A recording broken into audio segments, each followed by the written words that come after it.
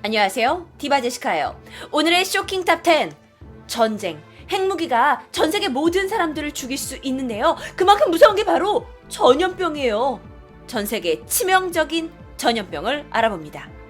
자, 첫 번째예요, 여러분. 이게 뭘까요? 이거 뭐가 되게 징그럽게 생겼는데 이건 바로 에볼라 바이러스입니다. 에볼라 바이러스는 처음 발견 이래 지금까지 공식화된 다수의 유행 기록이 있죠. 근데 여러분, 지난번에도 한번 말씀드렸었는데요. 제가 토요 미스테리에서요.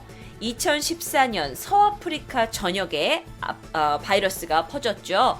이에 대해서 WHO 국제보건협회가 비상상태 선언을 했습니다. 그리고 또 유니세프 등 여러 그 전 세계 기관들이 아프리카에 가서 치료를 위해서 도왔지만 여태까지도 임상 실험이 완료된 백신은 아직 없는 상태라고 해요. 사실 그때 당시만 해도 의료진까지 사망에 이르는 심각한 상황이 선언되고 있었죠. 그럼 에볼라란 이름은 어디서 왔을까요? 처음에 이 바이러스가 발견된 주변의 강 이름에서 유래했다고 합니다. 에볼라는요, 1976년 아프리카 수단 서부에서 대거 발병했다고 해요. 감염이 되면 두통과 고열, 그리고 근육통처럼 약간 그 몸살 기운 같은 게 그런 증상이 등반된다고 합니다. 그 다음에 이후에 나타나는 증상이 설사, 그 다음에 구토, 그 다음에 탈수 증상이 일어나고 결국에는요, 장기세포가 파괴돼서 사망에 이르게 된다고 해요. 자, 여러분, 앞으로 보실 사진은 조금 징그러울 수 있습니다. 이 사진은 에볼라 바이러스에 감염된 사람에게서 나오는, 그러니까 좀 심각하게 감염된 사람에게서 나오는 증상들을 사진으로 묘사한 건데요. 조금 징그러울 수 있어요. 자, 요런 증상.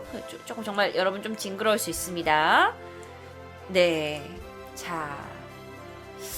최고 90%의 치사율을 나타내고요. 여러분이 흔히 아시는 에이즈보다도 무서운 병이라고 합니다. 아직까지 자연 숙주를 찾지 못했어요. 자, 자연 숙주라는 건 뭐냐면 이 바이러스를 가지고 살아가는 생물을 얘기하는데요. 이 아직 그 자연 숙주를 찾지 못했고요.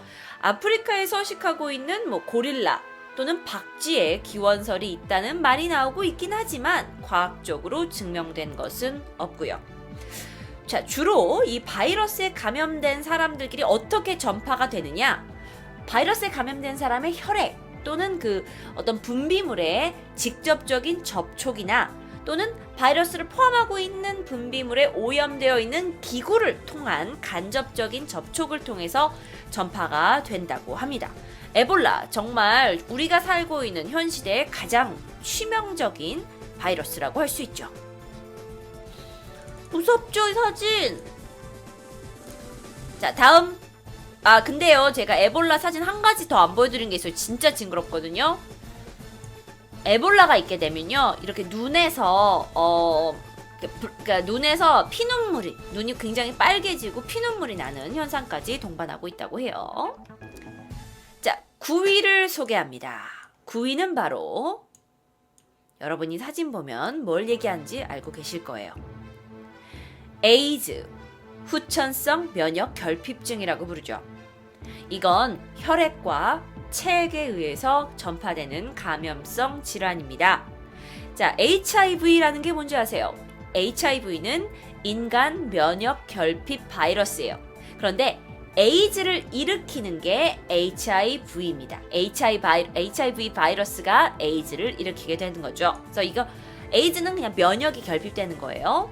자, 여러분이 만약에 HIV에 감염되게 되시면 몸에 있는 면역 세포들이 파괴돼요. 그리고 면역력이 떨어지게 되는 거죠. 그래서 쉽게 얘기하면 면역력이 떨어진다는 건 감기에 걸려도 어떤 사람은 이틀 만에 낫고 어떤 사람은 열흘이 걸려요. 열흘이 걸린 사람은 면역력이 많이 떨어져 있는 사람이라고 할 수 있어요. 쉽게 얘기해서요. 자, 그뿐만이 아니라 각종 감염성 질환과 종양이 발생하게 돼서 사망에 이르게 됩니다. 조금 오늘은 쇼킹 탑10이기 때문에 좀 징그러운 사진이 많이 있습니다. 본 사진은 에이즈에 걸리신 분이 이제 피부에 여러 가지 이제 좀 발생하게 된 그런 사진인데요. 사실 에이즈 자체는요, 굉장히 오랫동안 몸 안에 갖게 되고 또 이런 면역이 떨어지는 게 때문에 어디서 어떻게 터질지 모르는데요. 요런 홍반점들을 같이 하게 되죠. 그러니까 사실 에이즈에 걸렸다라고 하는 건 HIV를 오랫동안 보유하고 있다가 인체 면역력이 떨어지게 되면서 이런 감염증과 종양이 나타나기 시작하는 상태를 말하는 게 에이즈라고 해요. 그래서 무조건 HIV를 보유하고 있다고 해서 에이즈다라고는 아직 말하지 않는 것 같아요. 그 최초에 감염이 되고 나서 실제로 이런 증상이 나타나기까지는요, 평균 10년 정도가 걸린다고 해요. 그런데 사망률이 대단히 높다고 합니다. 성적인 접촉 또는 오염된 주사기를 사용했거나 또는 혈액 등을 사용하는 것으로 이제 전염이 될 수가 있고요. 에이즈 산모가 아이를 낳았을 때 그 아이는 수직적으로 바로 감염에 노출이 되겠죠. 자, 그럼 에이즈는 도대체 원인이 뭐예요? 아직 정확히 원인을 알 수 없다고 합니다. 자, 그런데 우리가 어떻게든 감염이 되는 경로만 알고 있어요. 그래서 그냥 접촉만, 그러니까 뭐 HIV를 보균한 사람과 그냥 접촉만으로는 감염되지 않지만 피가 접촉했을 때는 감염될 수 있다는 걸 여러분 확실히 아셔야겠습니다. 잠복기간이 꽤 긴 편이네요. 이걸 잠복기간이라고 하진 않더라고요. 그래서 10년 동안 계속 보유하고 있다가 면역력이 점점 떨어지다가 어느 순간 이제 에이즈라고 불려지는 어떤 증상들이 정확하게 나오기 시작하는 것 같아요. 자, 8위 갑니다. 이 사진만으로 이 바이러스가 뭔가를 예측하기는 좀 힘드실 것 같아요. 이게 뭘까요? 이거 굉장히 유행했었는데요. 바로 신종 인플루엔자 A가 되겠습니다. 여러분 기억나세요? 2009년 4월이었죠. 사람, 돼지, 조류 인플루엔자 바이러스에 유전 물질이 혼합되어 있는 새로운 형태의 바이러스가 처음 발견됐었어요.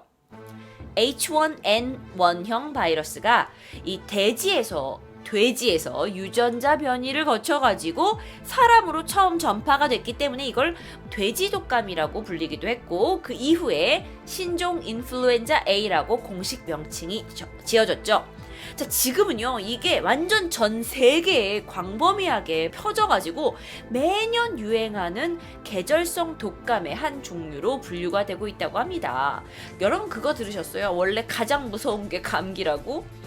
자, 일반적으로 이 계절 인플루엔자처럼 감염된 사람의 재채기나 또는 기침에서 발생하는 그 비말의 호흡기로 들어오게 되면서 감염이 가능해진다고 하는데요.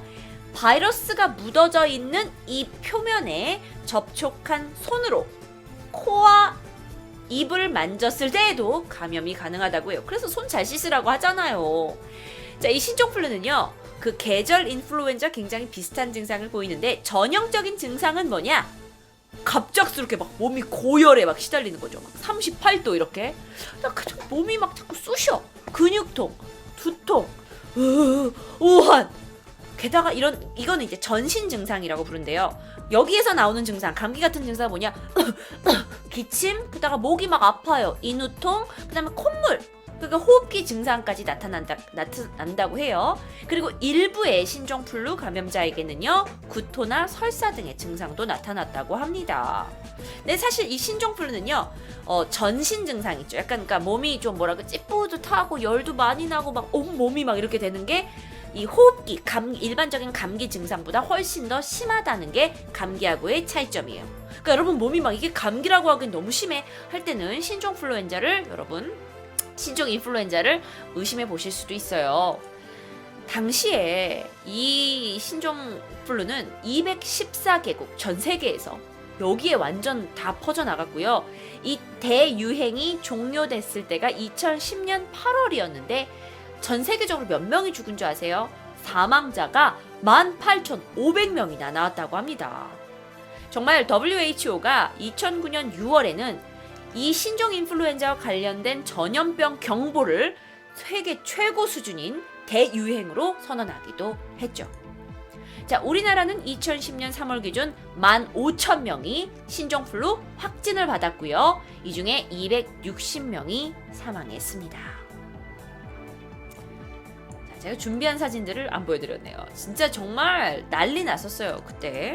기억나시죠, 여러분도? 신종플루 때문에. 자, 그 다음은 조금 과거 이야기를 해볼게요. 과거 이야기가 더 무서워. 자, 사진이 없었던 과거에 이 병으로 정말 전 유럽 그리고 전 세계가 발칵 뒤집혔었죠. 유럽에서 1347년 처음 창궐한 이래 정말 많은 희생자를 내서 공포의 대상이 됐었습니다. 아시죠? 맞습니다. 흑사병이에요. 1340년대에 흑사병으로 약 2,500만 명이 희생됐다고 해요. 2,500만 명이요.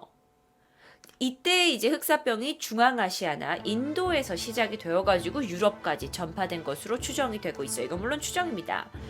자, 2,500만 명이 죽었는데 그 흑사병의 피해 사례는요, 거의 당시 유럽의 인구의 30%에 해당하는 숫자예요. 한 마을에 10명이 있으면 그 중에 3명이 흑사병으로 죽고 있다는 거예요. 그러니까 어마어마하게 많은 숫자가 죽었어요.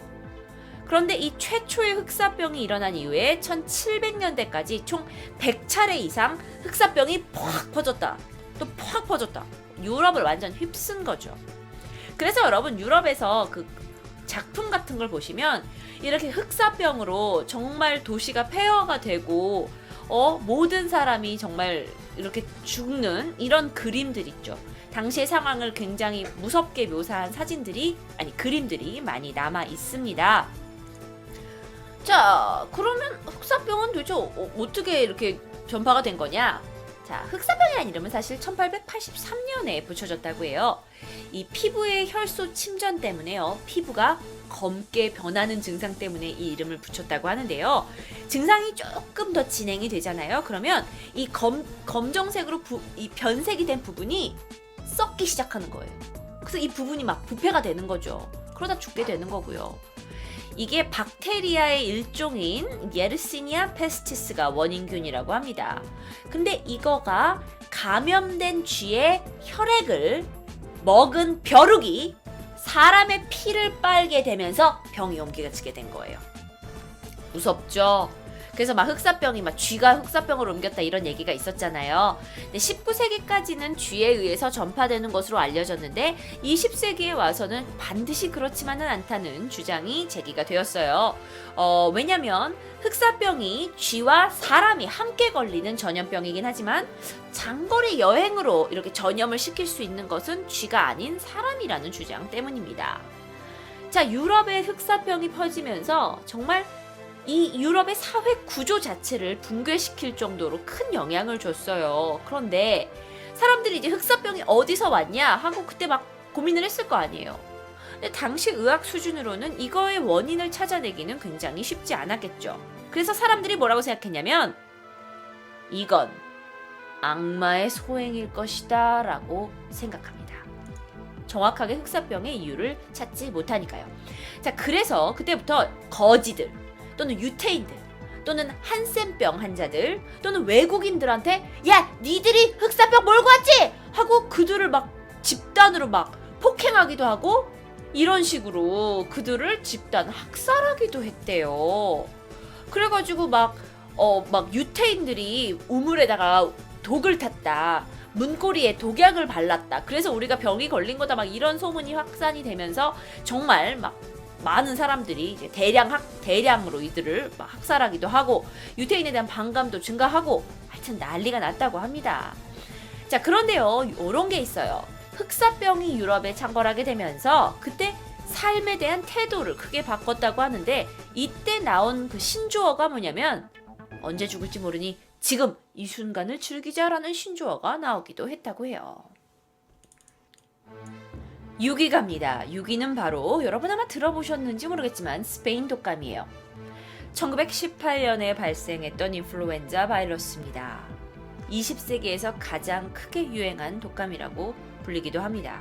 자, 얘는요, 감기에 걸린 듯한 증상을 보여요. 근데 이게 막 폐렴으로 발전하는가 싶더니 갑자기 여기까진 괜찮아. 근데 환자의 피부에서 산소가 빠져나가면서 피부가 보랏빛으로 변해서 죽어가는 병입니다. 자, 처음에 발생이 된 곳은 1918년 3월 미국의 시카고 부근이었어요. 그런데 1918년 8월 달이 되면서 이게 막 아프리카 서해안의 어떤 시에라리온의 수도에서 막 엄청나게 막 이제 번지기 시작한 거죠. 자, 당시만 해도 전 세계 인구의 약 3에서 6%가 이걸로 사망을 했고요. 일부는 걸린 지 2, 3일 만에 그냥 사망에 이르는 경우도 있었다고 해요. 정말 많은 사람이 당시에 사망했고요. 자, 요게 이제 참고 사진이에요. 그때 당시 스페인 독감으로 인해서 많은 사람들이 일부 격리되고 이제 병원에 있었던 건데요. 1차 세계대전에서 죽은 사람이 15,000명 정도라고 추정을 하고 있는데 스페인 독감으로 5천만 명 넘는 사람이 목숨을 잃었어요. 그러니까 전쟁보다 무서운 게 전염병이에요. 5천만 명이 죽었다니까요. 근데 스페인 독감이라는 게 왜 하필 스페인이란 말이 붙었느냐? 당시에 1차 세계대전 타임이었잖아요. 시간대였잖아요. 근데 그때 스페인이 여기에 참전하지 않았어요. 1차 세계대전에. 그러면서 이 스페인의 방송과 신문 보도를 통해서 이 독감에 대해서 많이 퍼지게 된 거예요. 그러니까는 이게 이제 전쟁터에서 이 뉴스를 들은 사람들은 스페인에서 저게 뉴스가 자꾸 나오니까는 이걸 스페인 독감이라고 부르자. 이렇게 해서 시작이 됐다고 합니다. 자, 이 일을 계기로요, 오히려 이 스페인 독감을 계기로 독감 예방 접종의 문화가 시작됐다고도 하네요.